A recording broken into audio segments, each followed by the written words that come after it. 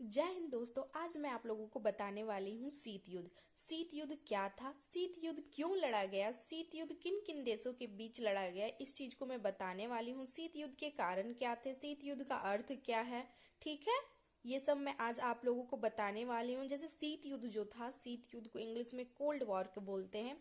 ये जो cold war मतलब ठंडा युद्ध या शीत युद्ध, ये शीत युद्ध किन किन देशों के बीच लड़ा गया था। शीत युद्ध दो देशों के बीच लड़ा गया था। पहला सोवियत संघ और दूसरा संयुक्त राज्य अमेरिका, मतलब यूएसएसआर और यूएसए के बीच ये लड़ाई हुई थी। ये किसी प्रकार की लड़ाई नहीं थी। मतलब इस लड़ाई में ये हाल था कि कोई भी बिना अस्त्र शस्त्र बम बारूद हथियार किसी भी चीज का इसमें यूज नहीं किया गया था। ये इन दोनों देशों के घिनौने विचारों और मस्तिष्क का युद्ध था। ये अपने षड्यंत्रों के द्वारा युद्ध किया करते थे, जिसके कारण विश्व की अन्य देशें परेशान थे, ठीक। चलिए अब स्टार्ट करते हैं। इन दोनों ने ना पूरे विश्व को दो गुट में भी बांट दिया था, एक पहली दुनिया दूसरी दूसरी दुनिया, ठीक। जिसके कारण पूरा विश्व भी परेशान था, ठीक। और इसी का उपज गुट निरपेक्ष आंदोलन भी होता है। चलिए अब हम इसे स्टार्ट करते हैं। गुट निरपेक्ष आंदोलन मैं आपको आगे बता दूंगी। शीत युद्ध की उत्पत्ति, शीत युद्ध की उत्पत्ति चलिए देखते हैं। शीत युद्ध की उत्पत्ति द्वितीय विश्व युद्ध के कारण यूरोप की बड़ी शक्तियां निर्बल हो गई, लेकिन सोवियत संघ और संयुक्त राज्य अमेरिका दो महाशक्तियों के रूप में उभरे, ठीक। मतलब द्वितीय विश्व युद्ध होने के कारण जो भी यूरोप की बड़ी बड़ी शक्तियां थी वो सब निर्बल हो चुकी थी, लेकिन उसी समय जो था वो सोवियत संघ और संयुक्त राज्य अमेरिका, ये दोनों देश जो थे वो एक बड़ी महाशक्तियों के रूप में उभर कर सामने आते हैं, ठीक। द्वितीय विश्व युद्ध के दौरान देशों ने मिलकर युद्ध लड़े थे। मतलब द्वितीय विश्व युद्ध जब हो रहा था तब ये सोवियत संघ और संयुक्त राज्य अमेरिका दोनों ने मिलकर युद्ध लड़ा था, द्वितीय विश्व युद्ध, ठीक। लेकिन दोनों देशों ने अधिक से अधिक लाभ उठाने के कारण एक दूसरे के प्रति मनमुटाव होना शुरू हो जाता है। लेकिन जो ये जो दोनों देश थे, जो दो देश महाशक्ति के रूप में उभरे थे विश्व के सामने, ये दोनों देश अधिक से अधिक लाभ उठाना चाहते हैं। कहीं से भी चाहते हैं कि संयुक्त राज्य अमेरिका चाहता है ज्यादा से ज्यादा लाभ मेरा हो, और वही सोवियत संघ चाहता है कि ज्यादा लाभ मेरा हो। लेकिन इस तरह से दोनों के बीच टकराव होता है और दोनों के बीच मनमुटाव होना भी शुरू हो जाता है इसी कारण से, ठीक। ये इसकी उत्पत्ति हो गई। चलिए आगे देखते हैं। शीत युद्ध का अर्थ, शीत युद्ध का अर्थ क्या है अब वो देखते हैं। शीत युद्ध दो महाशक्तियों के बीच का युद्ध था। शीत युद्ध जो था वो दो महाशक्तियों के बीच का युद्ध था। कौन कौन सा देश दो महाशक्ति है, एक सोवियत संघ दूसरा यूएसएसआर, सॉरी यूएसएसआर और सोवियत संघ एक है। सोवियत संघ और अमेरिका, ठीक, यूएसए, इन ये दोनों क्या थी, महाशक्तियां थी, ठीक। ये दोनों देशों के बीच का ये शीत युद्ध था। शीत युद्ध बिना बम गोली बारूद या हथियार का लड़ा गया था, ठीक। इस युद्ध में कोई भी बम बारूद गोली हथियार किसी भी चीज का उपयोग नहीं हुआ था। ये बिना अस्त्र शस्त्र का युद्ध था, ठीक है। इस युद्ध में अमेरिका और सोवियत संघ के मध्य राजनीतिक रूप से मतलब इस युद्ध में जो अमेरिका और सोवियत संघ थे, इन दोनों के मध्य किस तरह की लड़ाई हो रही थी। राजनीतिक रूप से ये दोनों एक दूसरे से लड़ते थे, मनोवैज्ञानिक रूप से लड़ते थे, रेडियो के द्वारा लड़ाई होता था, मस्तिष्क के घिनौने विचारों के द्वारा इनकी लड़ाई हो जाती थी, षड्यंत्रों के द्वारा और कूटनीतियों के द्वारा ये युद्ध हुआ करते थे, ठीक। मतलब ये जो था ये इनके विचारों षड्यंत्रों इन्हीं चीजों के द्वारा ये युद्ध हुआ था, इनकी कूटनीतियों के द्वारा, रेडियो के द्वारा, ठीक है।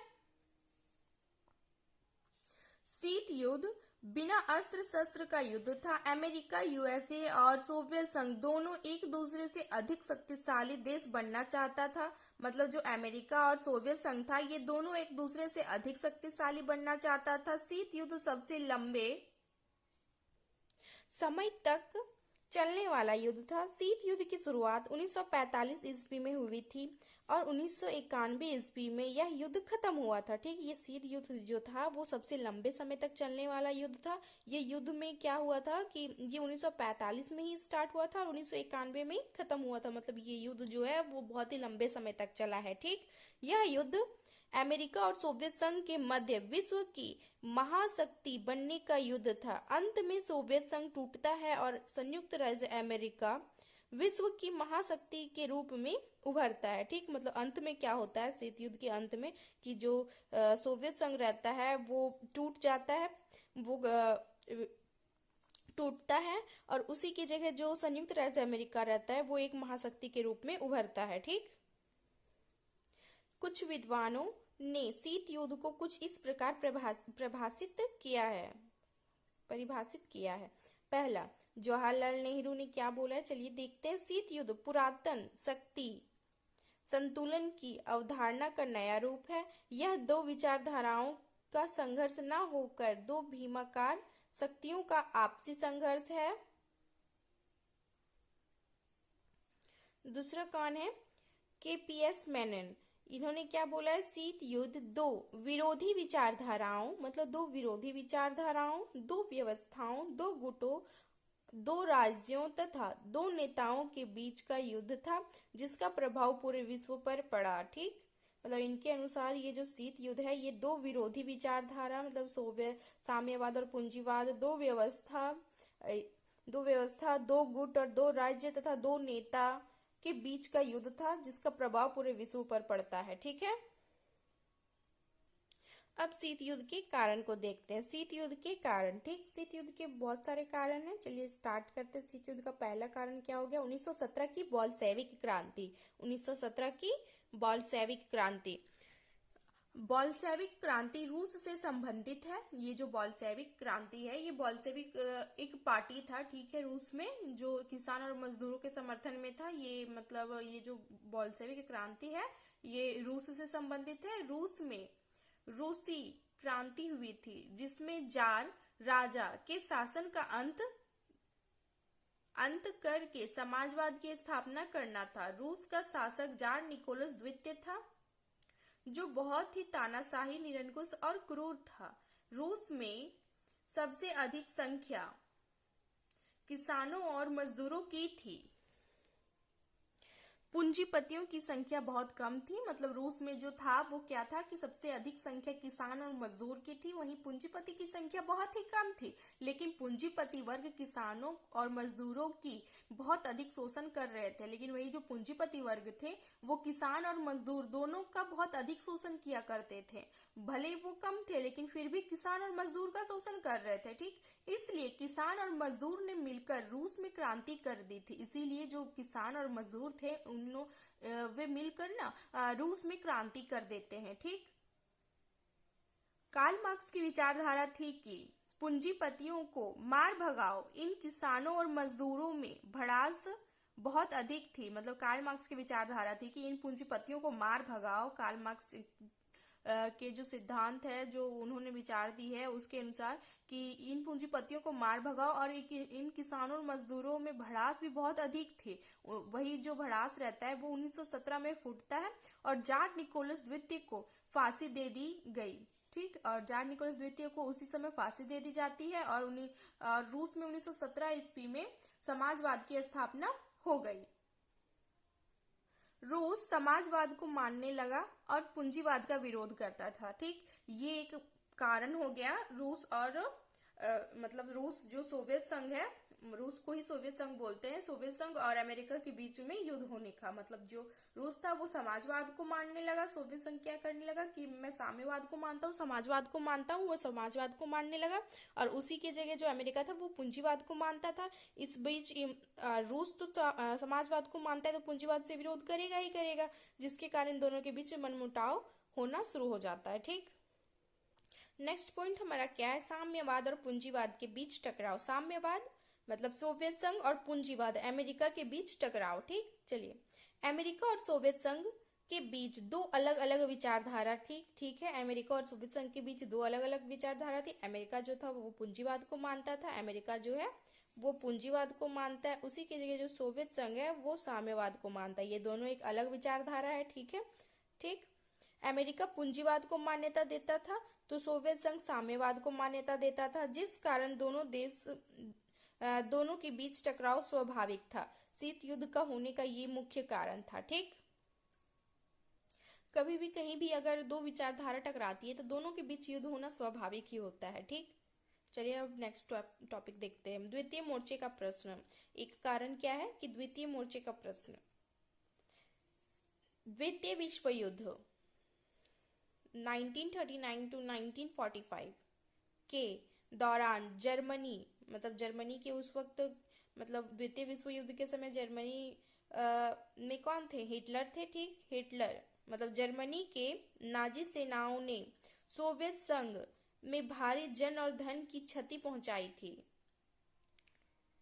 द्वितीय विश्व युद्ध में सोवियत संघ मित्र राष्ट्रों के साथ था।